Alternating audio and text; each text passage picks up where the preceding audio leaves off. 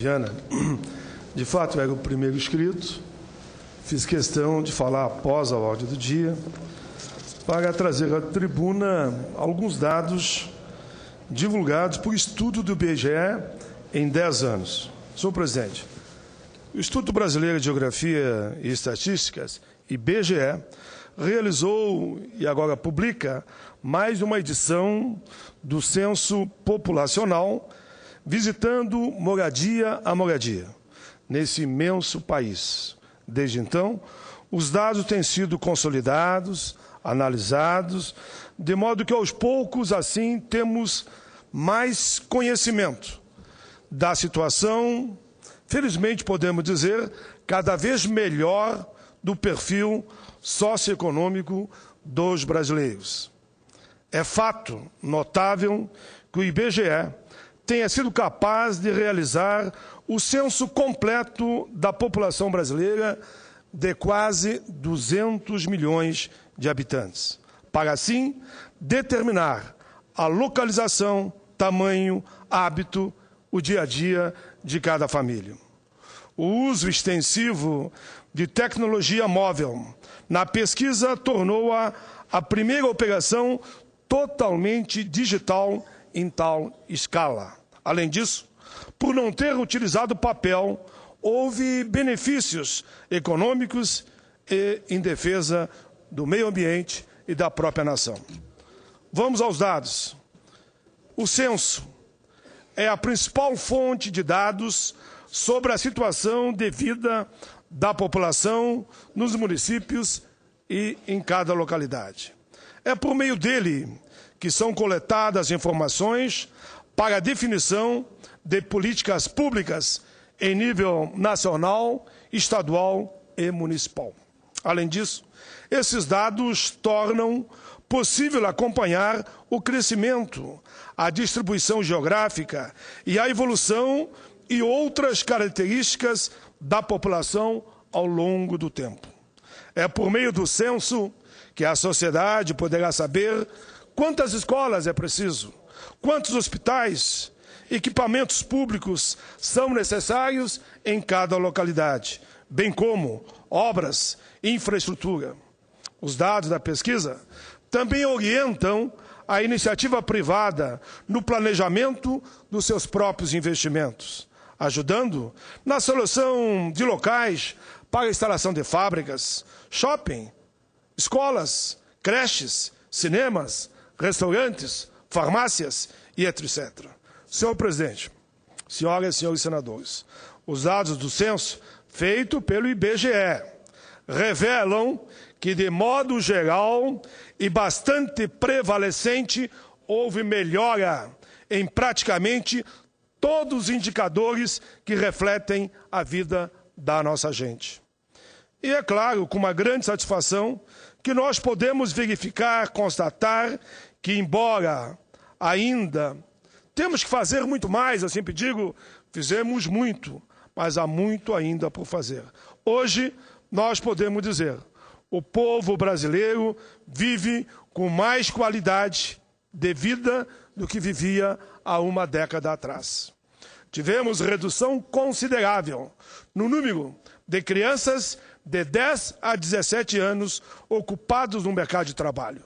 Por exemplo, no ano de 2000, 6% das pessoas ocupadas tinham entre 10 e 17 anos de idade. 10 anos depois, esse percentual caiu para 3,9%. Ou seja, reduzimos quase pela metade o número de crianças na atividade de trabalho. Um avanço promissor que dá a nossos jovens e crianças a chance de se desenvolverem de modo adequado à sua faixa etária, principalmente na escola. O nível de instrução aumentou. Na população de 10 ou mais de idade, de 2000 para 2010, o percentual de pessoas sem instrução ou com o fundamental incompleto caiu de 65,1% para 50,2%, ou seja, diminuiu em torno de 15%. Já o de pessoas com pelo menos o curso superior completo aumentou 4,4%. Foi para 7,9%. E o percentual de jovens na faixa de 7 a 14 que não frequentavam a escola caiu de 5,5% para 3,1%, aproximadamente também 50%. O Instituto aponta que houve redução no índice de analfabetos. Em 2000, esse percentual era 12,9%. Agora, com a publicação, baixou para 9%. Em números absolutos, 14,6 milhões de pessoas não sabem ler nem escrever, de um universo de 162 milhões de brasileiros com mais de 10 anos. Aí vem um dado. De 2000 a 2010, a taxa de mortalidade infantil caiu de 29,7 óbitos crianças menores de 1 ano por 1.000 nascidos vivas para 15,6, o que representou um decréscimo em matéria de óbitos de nada mais e nada menos de 47,6%. A média da idade da população aumentou e o percentual de todas as faixas etárias até os 25 anos reduziu sua participação na pirâmide etária brasileira, enquanto que as faixas acima de 25 anos aumentaram a sua contribuição. Também mudou a média de habitantes por domicílio. No ano de 2000, era de 3,8 pessoas por moradia, número que passou 10 anos depois para 3,3. Acredito que esse não deixa de ser um indicador que demonstra a melhoria das condições de vida do brasileiro. O outro dado, o nível de ocupação no país subiu em 10 anos de 47,9 para 53,3. Na região sul, senhor presidente, tivemos um acréscimo de 53,5 para 60,1, mantendo-se como o índice mais elevado em todas as regiões do país, ou seja, na região sul, onde fica o meu querido Rio Grande do Sul. Durante a década de 80 e parte da de 90, falava-se muito do achatamento da classe média, termo usado por analistas para descrever os variados problemas enfrentados pelo país no período, já que muitos dizem que a classe média é que toca o crescimento. Por outro lado, a partir da implementação do real como moeda, a abertura da economia nacional, a estabilidade na maior parte dos últimos 18 anos fizeram surgir uma classe média mais pujante, que deu sustentação à nossa economia durante a crise econômica mundial que se iniciou em 2009 e que até hoje não terminou.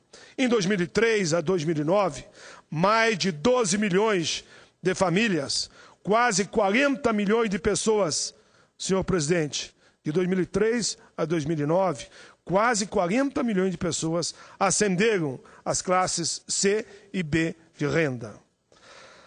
A fraqueza da classe média de 20 anos atrás ficou nos livros de história e hoje esse grupo representa mais da metade da população brasileira. O Brasil, em 10 anos, se tornou uma economia de classe média, com renda maior e bem mais distribuída, e ainda contará com o processo de inclusão de pessoas de faixa de renda mais baixa no mercado de consumo por mais esta década, segundo avaliam os analistas, e aí podíamos lembrar o crescimento do salário mínimo, que saiu de $60 para em torno de $350. Em 2003, as classes A, B e C representavam cerca de 49% das famílias brasileiras. Atualmente, essa proporção saltou de 49%, senhor presidente, para 61%. Em números absolutos, o incremento de família nessas faixas de renda foi ainda maior, porque o número total de famílias saltou de 48,5 milhões em 2003 para 57,8 milhões agora, em 2009 e 2010. Como a classe C tem renda média muito próxima da renda média do país, podemos afirmar que em 2003, menos da metade dos brasileiros encontrava-se em um patamar médio de consumo, enquanto que hoje quase 2/3 da população já estão nesse nível. Em 2010, o rendimento médio mensal da pessoa ocupada foi de R$ 1.345, contra R$ 1.275 em 2002, ou seja, houve um ganho real de no mínimo 5,5%. Enquanto o rendimento médio real dos homens passou de 1.450 para 1.510, de 2000 para 2010, e das mulheres de 982 para 1.115, o ganho das mulheres foi, desse modo, 13,5%, enquanto que os homens passaram a receber 4,1%, a mais do que recebiam em 10 anos atrás. A mulher passou a ganhar 73,8% do rendimento médio do trabalho do homem. Em 2000, esse percentual era 67,7%. Claro que é uma diferença que nós brigamos muito ainda, queremos mais, as mulheres deveriam receber o mesmo índice, mas que houve um crescimento, houve. E vamos torcer que o Congresso aprove um projeto que está aqui no Senado, veio da Câmara, garantindo, pelo mesmo período, a mesma atividade, a mesma produção, a mulher o mesmo salário que o homem. Quanto à etnia ou raça, senhor presidente, houve evolução nos números de pessoas que se declararam negras ou pardas. No ano de 2000, 44,7% das pessoas se diziam dessas etnias, ao passo que agora esse percentual passou para 50,7%. A maioria da população, portanto, já se diz negra ou parda. Entretanto, em 2010, o rendimento médio dos negros era de R$ 834. Continuava bem menor que o dos brancos, R$ 1.538. Além disso, a diferença nas condições de vida da população negra ou parda explicam sua maior longevidade em relação aos outros. As mortes entre os que não são negros estão mais concentradas nas idades avançadas e são resultado principalmente do câncer e doenças do aparelho cardiovascular. Já os negros têm alta taxa de óbito entre os jovens de 15 a 29 anos, principalmente do sexo masculino, por conta externas, como acidentes e assassinatos, homicídios. Em resumo, os dados do censo feito pelo Instituto Brasileiro de Geografia e Estatística apontam melhorias generalizadas nos padrões de vida da população brasileira nos últimos 10 anos. Entretanto, restam ainda desigualdades que, se analisadas e com as informações do IBGE, nós podemos combater a desigualdade, principalmente de gênero e de raça. São essas desigualdades, ao meu ver, que devemos procurar combater, visto que jamais se poderá falar em justiça social enquanto prevalecerem desigualdades tão grandes, baseadas meramente no sexo ou na cor da pele.